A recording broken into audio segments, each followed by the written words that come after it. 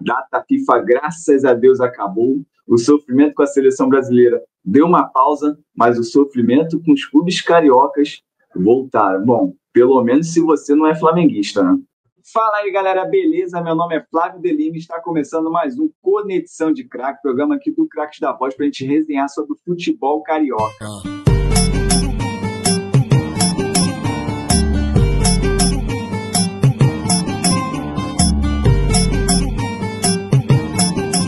E falando em Flamengo, o Flamengo ganhou de virada do Cuiabá, fez um jogo amplamente ali dominado, teve bastante volume de jogo, principalmente no primeiro tempo. O Cuiabá conseguiu um gol ali numa escapada, né? E abriu o placar, mas a garotada do Flamengo virou aí, principalmente no segundo gol. O Matheus Gonçalves conseguiu esse gol importante, né? Para ele, se firmando aí no time do Flamengo, que poupou alguns titulares também. O Arrascaeta não jogou, o Léo Ortiz também não jogou, né? Tivemos aí esses jogadores poupados, mas a ampla maioria é titular, né? Então o Lucas entrou ali, jogou o Felipe Luiz com 3 zagueiros, né? Alexandro, Fabrício, Bruno abertos e centralizado ali o Léo Pereira.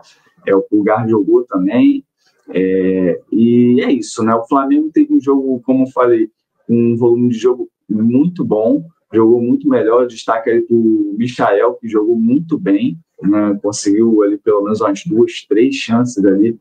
E no segundo tempo o Flamengo sofreu um golzinho numa escapada, mas conseguiu empatar a partida e no finalzinho da partida virar com o Matheus Gonçalves. O Flamengo agora enfrenta o Fortaleza fora de casa e vamos ver o que o Rubro Negro ainda tem para nos apresentar nesse campeonato brasileiro.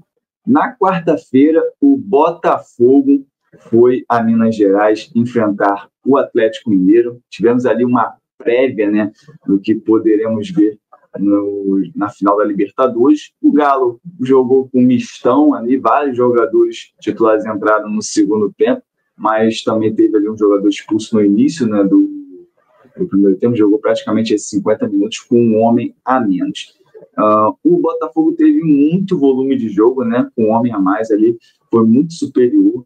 O Everson novamente fez uma grande atuação, fez 2, 3, 4 boas defesas. O Botafogo criou muitas oportunidades naquela maneira, né, de pressionar bastante a saída de bola do adversário.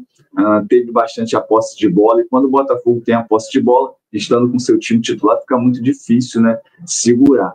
Mas o Galo conseguiu segurar esse empate em 0-0 e fica um destaque aí para a confusão no final do jogo, né, entre Hulk, Luiz Henrique, Barbosa, Daverson, né, várias confusões ali. O Luiz Henrique teria supostamente dito que o time do Galo é ruim, é um time falou um palavrão, né, um time de merda, e a gente fica nessa suposição, né, porque o que aconteceu basicamente é que o goleiro reserva do Botafogo ouviu isso, o Luiz Henrique teria falado isso para ele, e o Hulk pegou isso e transformou numa parada ali de uma defesa à honra do Atlético. O Hulk foi muito malandro nessa aí, principalmente porque ele tomou as dores ali de um jogador do Galo, né, que estava no banco de reservas, e trouxe, né, vamos dizer assim, um combustível, né, tentando mexer ali com o ego dos jogadores do Galo,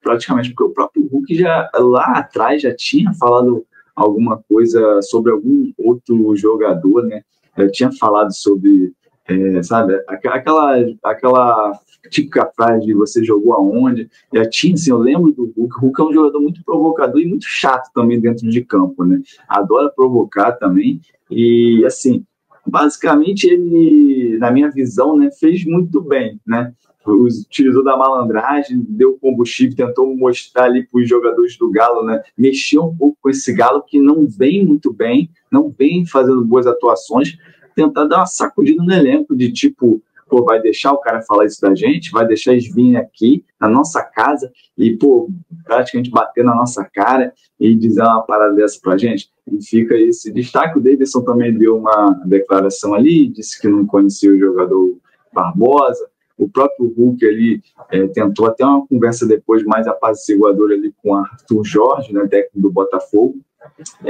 e ficou por isso, né? Esse jogo ficou muito marcado por essa polêmica entre Hulk e todos esses jogadores ali envolvidos. O Botafogo agora vai enfrentar o Vitória em casa, sem o Luiz Henrique, que nessa confusão acabou sendo expulso, então vai desfalcar aí o time do Botafogo, e a gente fica aguardando. Será que o Botafogo vai pipocar de novo? Será? Bom, vamos ver aí no próximo Conexão de Craque. E na quinta-feira tivemos o Vasco, enfrentou o Internacional, né? Até fez uma partida, sinceramente, dentro do que o Vasco vem apresentando, até equilibrada, né? Infelizmente, sofreu ali, né, principalmente no segundo tempo, porque o primeiro tempo do Vasco nem foi de tão ruim assim. O primeiro tempo do Vasco, o Vasco teve ali umas 2, 3 chances de poder abrir ali o placar, e no segundo tempo que ficou ali, né, o Inter teve mais volume de jogo, principalmente até fazer o gol. Abriu o placar, um chute de fora da área, uma bola meio rebatida, né? E conseguiu aí 1-0. Depois do gol do Inter, o Inter deu uma recuada, o Vasco tentou criar algumas oportunidades, chegou a ter ali 2, 3 chances, né? Mas nada muito claro, assim, nada que exigisse tanto da zaga do Inter. Bom, o Vasco vive uma fase ruim no Campeonato Brasileiro, né? O Vasco agora tem que agradecer bastante aquela sequência de 4 vitórias seguidas que eles tiveram lá atrás, que é isso que está livrando o Vasco de lutar mais uma vez aí para não cair, né? Porque a torcida está bastante insatisfeita, né? E com razão, porque o time não vem apresentando um bom futebol, e a janela de meio de ano do Vasco é bastante criticada até hoje, né? Foi muito ruim ali, o Vasco precisava de um zagueiro, principalmente, e esse zagueiro não foi contratado, e também teve algumas chegadas como o Souza, a Alex Teixeira, que chegou ali no Vasco a pedido do Coutinho, né? Uma coisa que talvez não fosse tão ideal, né? Era melhor o Vasco ter ido ali buscar nos seus scouts alguns outros nomes. Fica um destaque também para a entrevista coletiva do Paiva, né? O técnico do Vasco, que falou, basicamente criticou a torcida pela vaia a alguns jogadores do elenco, ao time, disse que não é um momento de vaiar durante o jogo, aquela coisa toda, né? Meio que puxando uma responsabilidade ali para ele e não os jogadores. Complicado, né? O Paiva só pode estar de brincadeira. A torcida do Vasco é, de longe, do Rio de Janeiro, a melhor torcida aí em anos, a que mais sofre, né? E mesmo assim não abandona o clube, né? O São Januário está sempre lotado. Quando não está lotado, foi em protesto, né? Teve um protesto de 2 rodadas seguidas, em que as torcidas organizadas fizeram um protesto para os torcedores não irem a São Januário. E conseguiram um público, acho que foi de 8 mil torcedores, né? Uma coisa assim. E é isso, né? Fica esse destaque, né? Essa má fala aí do Paiva, que só pode estar de brincadeira falar uma coisa dessa da torcida do Vasco, né? Que já está aturando até demais com esse time horrível do Vasco, essas gestões, ano após ano, complicadíssimas. O Vasco agora tem uma tarefa dificílima, né? Pega o Corinthians fora de casa, o Corinthians que agora entrou até numa briga aí por vaga, quem sabe, na pré-Libertadores. Bom, e sexta-feira chegamos ao Fluminense 2, Fortaleza 2. O Fluminense até começa o jogo muito bem, né, criando algumas oportunidades, a torcida embala ali, tivemos 37 mil torcedores, quase 38 mil torcedores no Maracanã, né, e assim, começa bem aquilo, abre o placar, né, e depois para, né, o time para, num erro ali de saída de bola do Martinelli, que já vem sendo criticado há bastante tempo no tricolor carioca. Eu, que sou tricolor, né, nós da torcida do Fluminense não aguentamos mais o Martinelli, não é possível, porque assim, tudo acontece durante o jogo e o Mano Menezes não tira o Martinelli. E mais uma vez aí o Martinelli entregando o ouro, ele ainda, antes de entregar esse ouro, tinha perdido um gol assim, praticamente cara a cara, que a bola sobra na pequena área para ele. Ele recua a bola para o goleiro do Fortaleza, e o Fortaleza vai lá, empata nesse ouro que ele entrega e vira a partida, né? O Fluminense já vai para o intervalo perdendo a partida de 2-1. No segundo tempo, o Fluminense volta melhor. O Fluminense volta criando mais oportunidades, né, que vai para cima, mesmo o Mano Menezes não tendo feito algumas substituições, né? E depois o Mano Menezes, cara, sinceramente, eu vi ele meio perdido no jogo de hoje. Ele fez algumas substituições ali, por exemplo, ele tirou o Keno, que estava jogando muita bola, e colocou o Serna, né, um jogo que talvez não fosse tanto para ele. O Serna é um jogador mais de contra-ataque, jogador que atua quando a equipe não tem tanta posse de bola, porque ele marca bastante e escapa muito bem ali, né, fazendo boas partidas. Mas assim, num jogo onde o clube, como o Fluminense, tem a posse de bola, o Keno estava jogando muita bola, entendeu? Já vem jogando bem o Keno, inclusive, e o Mano Menezes, né, tira ele sai bastante bravo, né, ele circulando ali bem bolado com a saída dele.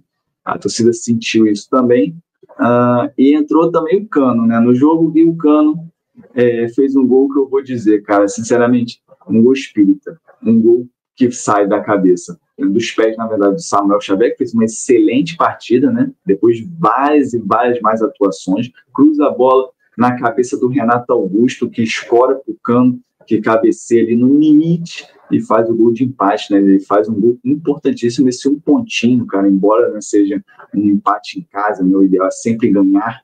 Esse um pontinho contra um time que luta até o momento, lutava pelo título do Campeonato Brasileiro, um adversário ali da parte de cima da tabela, é um pontinho importantíssimo para o Fluminense, que pode ter, né, livrado ali. Vamos ver mais para frente o que vai ser. O Fluminense vai enfrentar o Criciúma em casa, e agora, meu amigo, agora é ganhar ou ganhar, né? Porque levando em conta que o Bragantino enfrenta o Internacional fora, e talvez seja um jogo que o Bragantino não vá arrancar ponto, o Fluminense pega o Criciúma em casa, um confronto direto. O Criciúma tem 37 pontos, o Fluminense tem 38.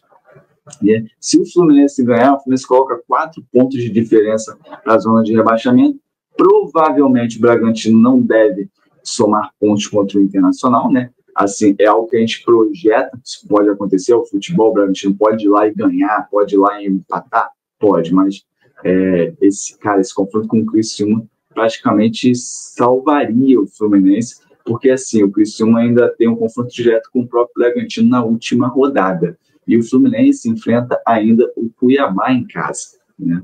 Depois do Criciúma pega o Atlético Paranaense, pega o Cuiabá e, por último, o Palmeiras, né? E nesse jogo não pode o tricolor carioca chegar devendo pontos, chegar precisando de uma vitória, de ponto, né, contra o Palmeiras. E é isso, galera. Espero que vocês tenham gostado do vídeo de hoje. Se inscrevam no canal, deixem seu like, comentem aqui o que vocês estão achando, né? Se você é botafoguense, se você é tricolor, se você é vascaíno, se você é flamenguista, você está feliz da vida, né?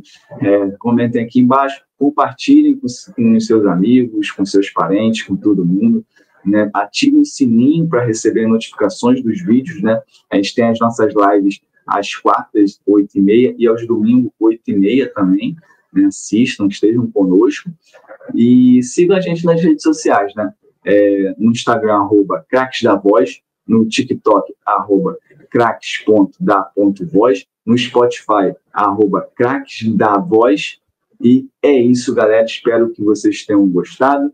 Tamo junto. Até a próxima.